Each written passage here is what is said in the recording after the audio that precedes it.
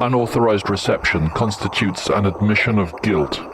The penalty for guilt is repetition.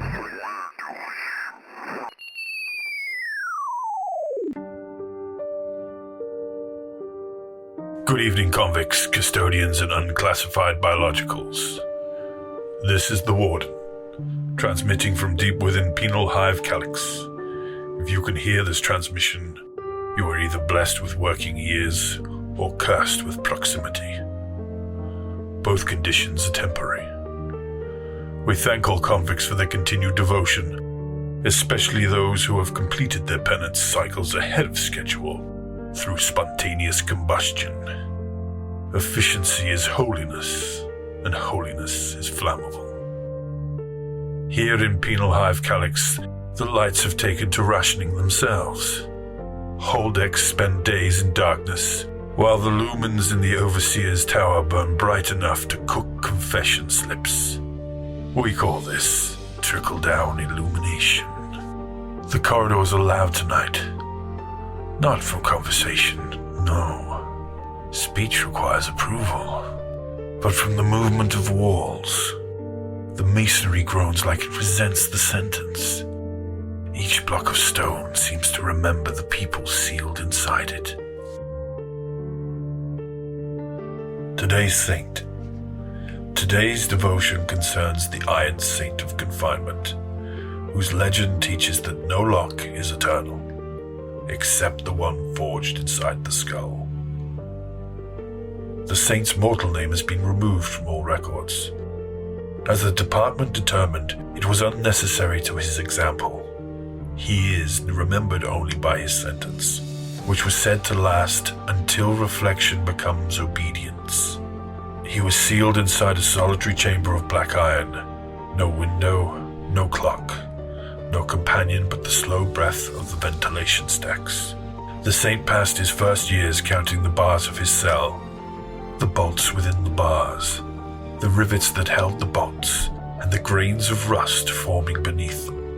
When counting was finished, he began again.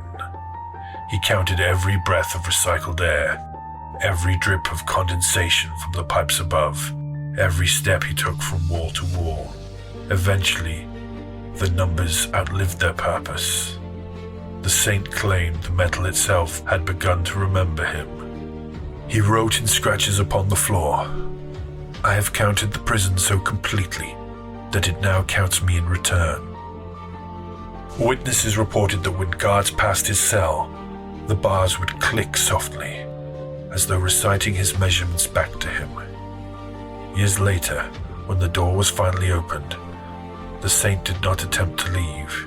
Instead, he delivered his final revelation. To be caged is to know completely. Every boundary defines you. Every wall is a mirror that refuses to lie. The faithful now pray to the Iron Saint for the endurance to endure endurance itself, for the patience to count the hours that refuse to move, and for the discipline required to accept a life that has already been measured. The department finds this admirable, if redundant. Remember, convicts, salvation is not an open door. It's learning to stop wanting one. Civic announcements. The Department of Correctional Architecture wishes to remind all inmates that recent war movements are not structural failure, but penal rearrangement. The Hive occasionally alters its internal geometry in order to prevent familiarity with one's surroundings, which has been identified as a gateway to optimism. Those found crushed within newly adjusted corridors will be recorded as volunteers in the great work of spatial humility.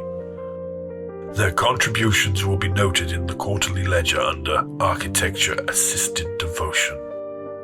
Inmates encountering walls where doors were previously located should consider this an opportunity for reflection. Due to a temporary shortage of replacement guards, the Officio Custode has approved limited automation of disciplinary units. New Servo-Penance units are now activated across levels 8 through 14. These devices have been calibrated to administer correction, scripture recitation, and motivational restraint.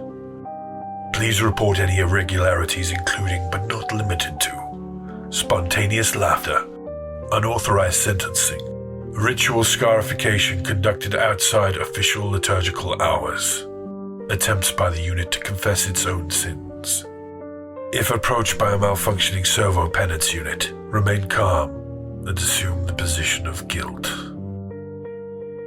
The Reclamation Refectory proudly announces a new flavor of nutrient slurry, Atonement. Early tasters report complex notes of salt, iron, and something resembling memory. The department assures inmates that the recipe contains only legally reclaimed biological matter and approved penitential minerals. Those experiencing vivid childhood recollections after consumption should report to psychological extraction. Additional servings are mandatory. All inmates are reminded that the term escape attempt now applies to emotional withdrawal as well as physical flight. Signs of emotional escape include staring at the walls without resentment, imagining open skies, referring to yourself by a name rather than a number, experiencing hope in quantities above the permitted threshold.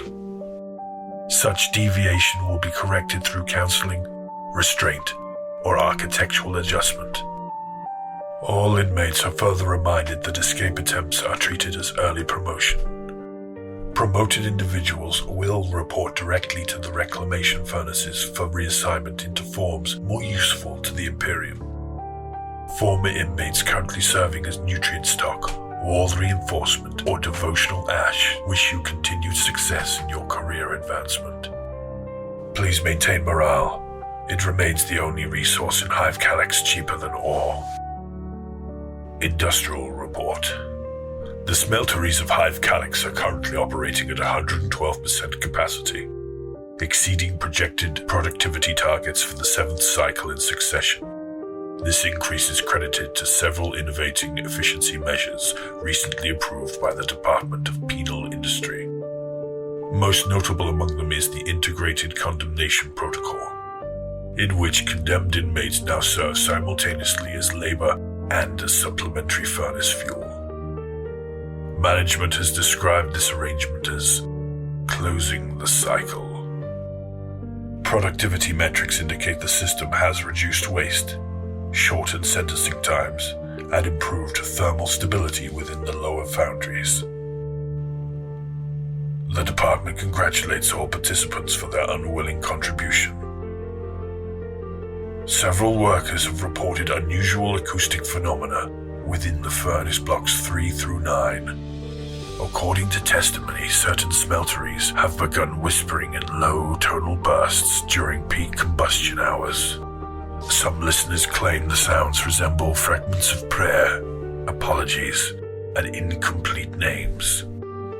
The attending mechtheurges have assured administration that these noises are merely the result of pressurized gases escaping through devotional venting channels. The department accepts this explanation. However, a reminder has been issued to all personnel that industrial gases do not require forgiveness, and therefore any perceived request for absolution should be ignored. Employees are encouraged to wear ear protection where available. Elsewhere within the facility, the Animus machine housed in the Warden's core has reportedly begun humming a new harmonic pattern. This development was first detected by maintenance servitors during routine penitential diagnostics. Engineers have categorized the rhythm as anticipatory. No cause for concern has been identified. The machine is believed to be preparing for increased operational demand, which is reassuring given Hive Sepulchre's continued success in producing inmates. Convicts may rest easy knowing the Warden systems are listening, calculating, and waiting with exemplary patience. Public confession. 3 prisoners offered the following during morning inspection. I stole another inmate's blanket, only to find my own name stitched into it the next morning. I have begun here in the prison prey. I don't think it's praise anything that listens anymore. I struck my overseer because he looked like my reflection. I was forgiven for the confusion.